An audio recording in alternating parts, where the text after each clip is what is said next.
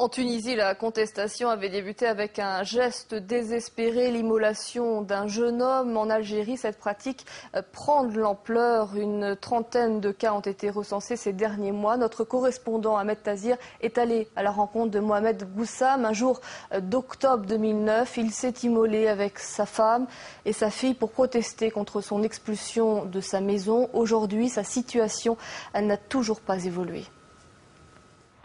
Chleuf, 200 km au sud-ouest d'Alger.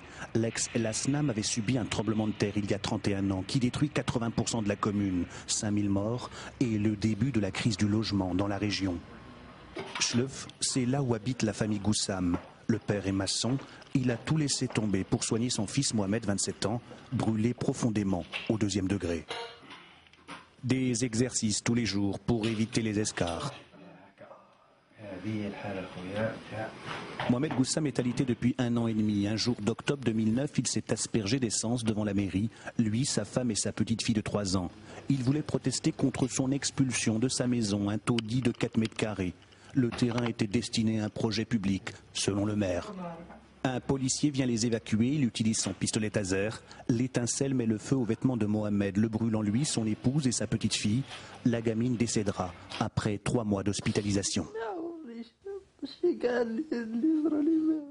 Tout ce que je peux réclamer désormais, cela ne me rendra jamais ce que j'ai perdu. Ma petite fille.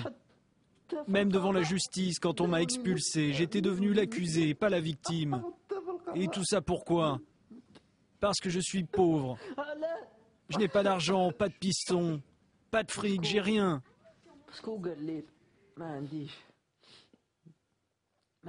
Quand je me suis présenté devant le maire aspergé d'essence après mon expulsion, c'était pour qu'il se rende compte de l'injustice, de ce que je subissais, de ce qu'il avait fait. C'est pour cette raison que je me suis aspergé d'essence. Malgré le drame, Nawel, son épouse, est restée auprès de lui. Elle en veut surtout au maire qui avait promis de les aider.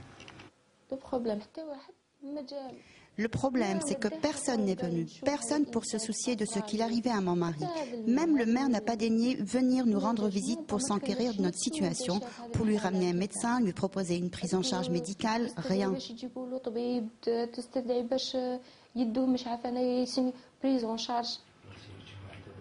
Une immolation pour se faire entendre des autorités.